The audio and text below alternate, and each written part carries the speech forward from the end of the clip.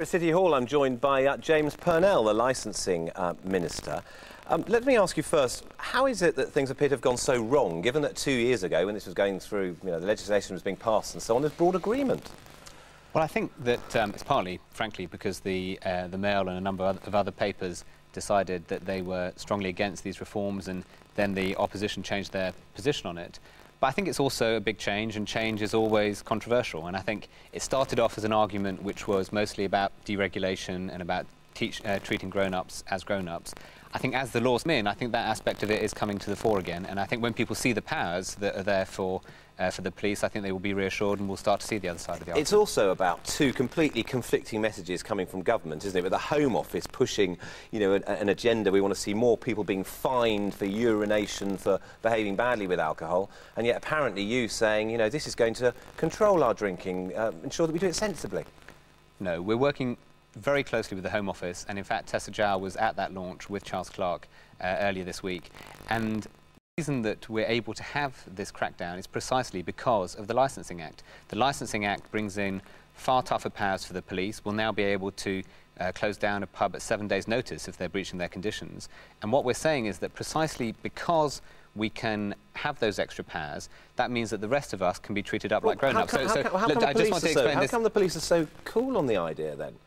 Well, the police agree with us that the Act should be brought in. There are different views amongst police officers, but for example, Mike Craik, who is leading for the Association of Chief Police Officers about this, was very clear this week that he thought that if people wanted to have a drink after going to the cinema, for example, that was completely fair. There are an awful lot of other officers, and Sir John Stevens, the previous commissioner, was also like that, saying, we don't know how this can happen as things are. We think it should be delayed. Have you been let down by the police here? No, I mean, the position which I was just going through, if I can just finish it, is the position which the Association of Chief Police Officers have. So they do have some concerns, but they say that the way to address the concerns is precisely to bring in the Licensing Act, to give them far tougher powers, because they came to us when we were first developing this law and said the powers are broken. We can't close down rogue pubs. We don't have enough powers on irresponsible drinks promotions, on selling to underage people, on selling to drunks, and the Act will bring in those far tougher powers. You could have done with them being as enthusiastic as they were about 90-day detention orders, couldn't you?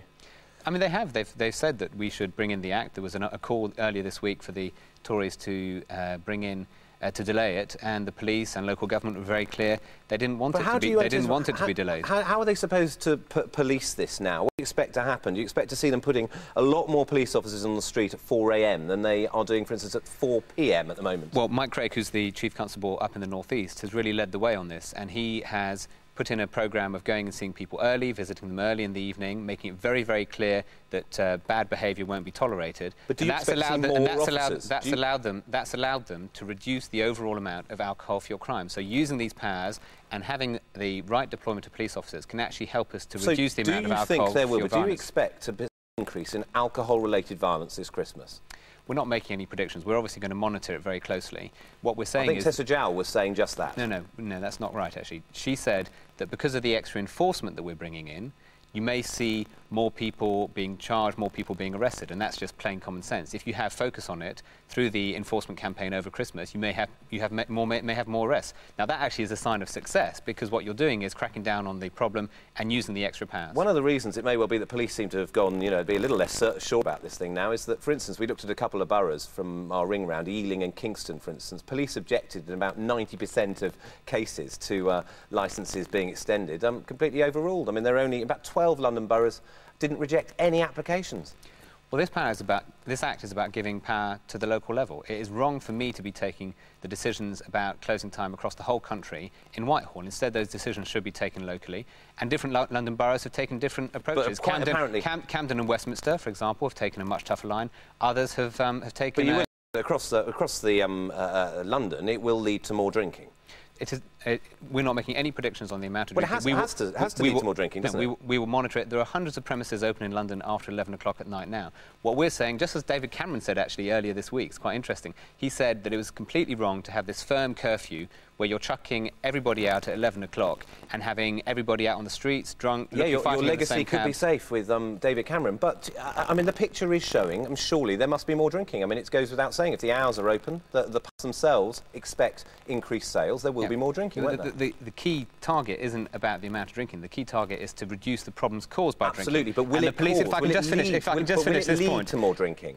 We're not making any predictions about that. What we're saying is that there will be much tougher powers to deal with the problems caused by drinking. So we have tougher powers to deal with alcohol, fuel, violence, and that means that for the rest of us, we can be treated like grown-ups. But it's not actually London, let me just finish. It's not about trying to make a prediction about something. You have brought in a change in the regulations and the law. Presumably you've done that, anticipating all the consequences. And there is a clear one here, it seems, that there'll be more drinking, and yet you can't say that. Well, because it would be wrong to make a target on something you can't have any prior information about. We will monitor it. We've got an absolutely extensive programme of working and looking at all the effects of the Act. But let me just make this point, which is London is a global city which has got a fantastic set of creative industries. Its nightlife is vital, both for people who live here and for tourists. And what we're doing is giving local councils the ability to take decisions locally about how to support that. Do you think it's time for the taxation system to actually sort of make drink a slightly more, if you like, I mean, crudely, expensive? It has got very cheap over the last 10, 15 years. We've seen these drink promotions that also do that. It's a time to look very sensibly at getting more money in terms of taxation from drinking. Well, taxation is a matter for the Chancellor, not for me. I don't want to get slightly above my pay grade. But what's clear is that you mentioned irresponsible drinks promotions. We're saying very, very clearly we think that where people are using those to put people's health at risk or causing violence, they are putting their licence at risk. We want to draw a line under that. We want to draw a line under people selling to underage drinkers. Again, if they do that, we'll put their licence at risk. We want to draw a line under people selling to drunks. And by having people more being treated more toughly if they're misbehaving, everybody else can be treated in a more responsible It's a final manner. thought. If you had your chance again on this, what would you have done to make it go more smoothly? I think the principle of the Act is absolutely right. What we're doing is we allow local councils to have those decisions. We're giving them the power. We're getting rid of the curfew for everybody. And by having much tougher powers, we can treat everybody else who is behaving like a grown-up as a grown-up. And London, let me just make this point. London is a global city. It is absolutely right that local council should have to support tourism and creative industries in the city, and that's exactly what we're doing. OK, James Purnell, thanks very much indeed. Now, it's the first really sour note of London's Olympic journey. Local businesses being forced to move